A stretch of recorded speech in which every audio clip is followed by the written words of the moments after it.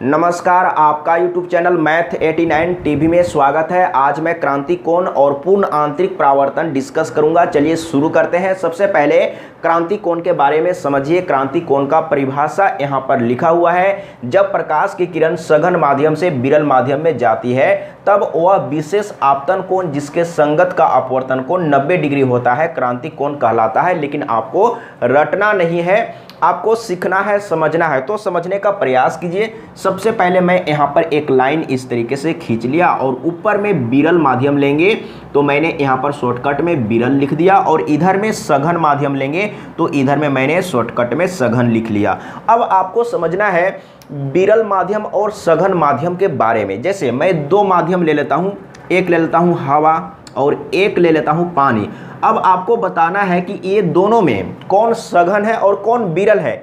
जिसका घनत्व कम होता है उसको विरल माध्यम कहते हैं। तो यहाँ पर देख लीजिए दोनों के कंपैरिजन में, जैसे हवा का घनत्व कम है तो इसको कहेंगे विरल माध्यम, और पानी का घनत्व ज़्यादा है तो इसको कहेंगे सघन माध्यम। तो उसी तरीके से मैंने यहाँ पर सघन माध्यम और विरल माध्यम लिया है। तो इधर में विरल माध्यम है, इसका मतलब सघन माध्यम के कंपैरिजन में इसका घनत्व कम है और इसका घनत्व ज़्यादा है। मतलब कि इधर में जो भी माध्यम है इसके कंपैरिजन में इसका घनत्व कम है और इसका ज़्यादा है। तो आपको सघन माध्यम और विरल माध्यम ले लेना है। और ये जो लाइन आप यहाँ पर देख रहे हैं विरल माध्यम और सघन माध्यम को अलग कर रहा है। ये जो लाइन है सघन माध्यम और विरल माध्यम को अलग कर रहा है, डिवाइड कर रहा है। बिल्कुल समझ में आ गया होगा। अब यहाँ पर समझने का प्रयास कीजिएगा और इसमें वेरी इंपॉर्टेंट पॉइंट होगा, उसको समझने का प्रयास कीजिएगा। जब प्रकाश की किरण, यहाँ पर समझते जाइए, जब प्रकाश की किरण सघन माध्यम से विरल माध्यम में प्रवेश करती है तो क्या क्या होता है उसके बारे में समझिए। और ये जो बिंदु है ना इसको कहते हैं आपतन बिंदु। तो सबसे पहले आपतन बिंदु पर एक अभिलंब खींच लेना है। तो मैंने एक अभिलंब खींच लिया, और अभिलंब को n से डिनोट करते हैं क्योंकि इंग्लिश में कहते हैं नॉर्मल।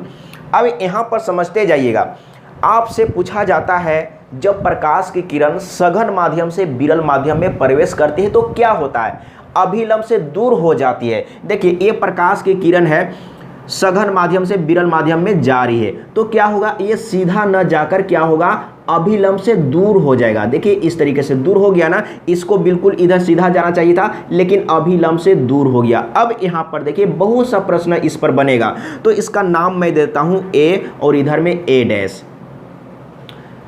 अब यहाँ पर समझने का प्रयास कीजिएगा, कोण के बारे में समझिए। जब प्रकाश की किरण सघन माध्यम से विरल माध्यम में प्रवेश करती है तो कोण क्या होता है, यानी कि इसको बोलते हैं आपतन कोण। ये है आपतित किरण और ये है अभिलंब। तो आपतित किरण और अभिलंब के बीच में जो कोण बन रहा है उसको बोलते हैं आपतन कोण। और इसको कौन सा कोण बोलेंगे, इसको बोलेंगे अपवर्तन कोण।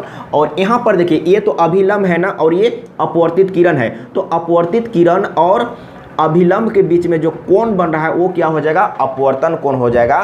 तो जब प्रकाश की किरण सघन माध्यम से विरल माध्यम में प्रवेश करती है तो आपतन कोण, ये आपतन कोण है ना, तो आपतन कोण से अपवर्तन कोण कितना होगा, अधिक होगा, यानी कि ज्यादा होगा। ज्यादा हो रहा है ना, यहाँ पर देखिए कम है, यहाँ पर ज्यादा हो गया क्योंकि इससे दूर हो गया तो ज्यादा होगा।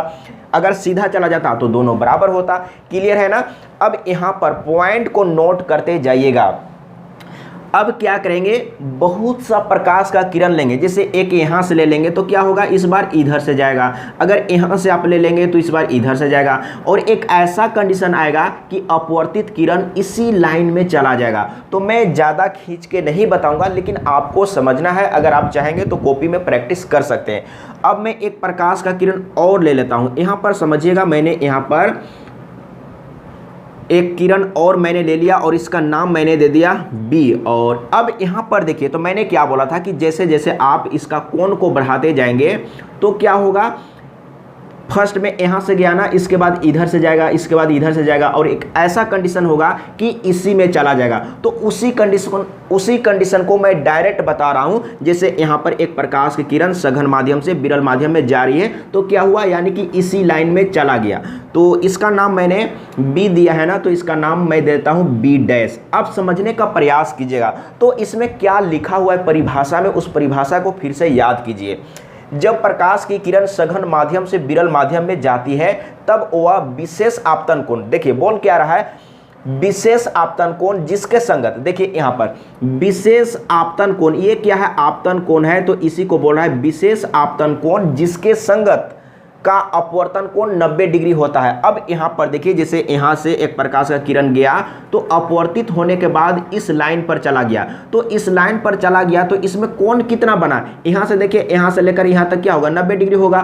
तो वही चीज इसमें बोला है, तब वह विशेष आपतन कोण, देखिए विशेष आपतन कोण जिसके संगत का अपवर्तन कोण 90 डिग्री होता है उसे क्रांति कोण कहते हैं, यानी कि क्रांति कोण इसको बोलते हैं। क्लियर हो चुका है ना, तो क्लियर हो चुका है क्रांति कोण के बारे में। अगर जो लोग पढ़ाई कर रहे हैं स्कूल कॉलेज में और आपको दिखाना है तो इसी तरीके से आपको लिखना है, तो मैं यहाँ पर तो लिख नहीं रहा हूँ, आपको लिखना होगा, मैं यहाँ पर सिर्फ समझा रहा हूँ। तो क्रांति कोण किसको बोलते हैं, इसको बोलते हैं क्योंकि इसके संगत में ये जो आपतन कोण है इसी के संगत में अपवर्तन कोण कितना है, 90 डिग्री है, तो इसको क्या बोलेंगे, क्रांति कोण बोलेंगे। अब एक स्टेप और आगे बढ़िए तो आपको समझ में आ जाएगा, पूर्ण आंतरिक परावर्तन के बारे में समझ में आ जाएगा। अब यहाँ पर समझिए, जैसे जैसे इधर में हम लोग कोण को बढ़ाते जाएंगे तो प्रकाश का जो किरण है ना अपवर्तित होने के बाद वो क्या होगा, जैसे फर्स्ट में इधर में गया, फिर इधर में आता, फिर इधर में आता, एक कंडीशन ऐसा हुआ कि इसी में आ गया, और ऐसा कंडीशन होगा कि प्रकाश का किरण इधर में आने लगेगा अपवर्तित होने के बाद। अब यहाँ पर देखिए, समझने का प्रयास कीजिएगा, मैं एक प्रकाश का किरण और ले लिया, अब क्या होगा, इससे पहले तो इसी लाइन में चला गया था ना, अब क्या होगा, यानी कि इधर में आ जाएगा। अब यहाँ पर समझिए, तो इसका नाम मैं देता हूँ सी, ये प्रकाश का किरण सघन माध्यम से गया, सघन माध्यम से गया, लेकिन अब परावर्तन का नियम को पालन करते हुए क्या होगा, लेकिन एक चीज समझिएगा, तो परावर्तन का नियम को पालन करते हुए क्या होगा, यानी कि पुनः उसी माध्यम में रिटर्न हो जाएगा। माध्यम तो वही हुआ ना, यानी कि इधर में सघन माध्यम है, यानी कि सघन माध्यम से गया और सघन माध्यम में ही रिटर्न आ गया, तो इसका नाम मैं देता हूं सी डैश। अब यहां पर देखिए, सघन माध्यम से प्रकाश का किरण गया और परावर्तन का नियम को पालन करते हुए उसी माध्यम में रिटर्न आ गया। तो अगर उसी माध्यम में रिटर्न आ गया तो यहाँ पर क्या हो गया, पूर्ण आंतरिक परावर्तन हो गया।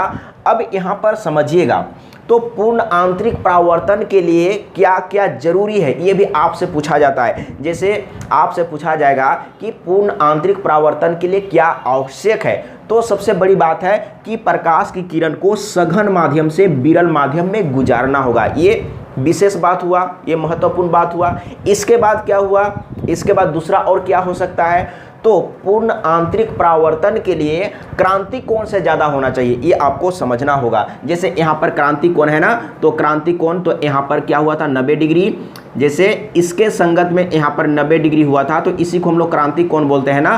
तो जब पूर्ण आंतरिक परावर्तन होगा तो आपतन कोण कितना होगा, क्रांति कोण से ज़्यादा होगा। देख लीजिए यहाँ पर क्रांति कोण से ज़्यादा है ना, तो 2 पॉइंट हमेशा के लिए याद करिएगा। पूर्ण आंतरिक परावर्तन के लिए सघन माध्यम से विरल माध्यम में प्रकाश को जाना होगा और आपतन कोण कितना होना चाहिए, क्रांति कोण से ज़्यादा होना चाहिए। क्लियर है ना, तो पूर्ण आंतरिक परावर्तन हो गया, यानी कि प्रकाश का किरण उसी माध्यम में रिटर्न हो गया। अब आपको उदाहरण समझना है। जैसे आपने याद किया है कि हीरा क्यों चमकता है, तो हीरा चमकता है प्रकाश का पूर्ण आंतरिक परावर्तन के कारण, यानी कि हीरा के अंदर क्या होता है ना, प्रकाश का किरण टकराकर वहीं पर मतलब कि परावर्तन होते रहता है, वो बाहर नहीं निकल पाता है, यानी कि उसका लॉस नहीं होता है, जिसके चलते हीरा चमकता है। तो हीरा क्यों चमकता है, पूर्ण आंतरिक परावर्तन के कारण। क्लियर है ना। और क्या हो सकता है पूर्ण आंतरिक परावर्तन के कारण, आप सुने होंगे या पढ़े होंगे मरीचिका।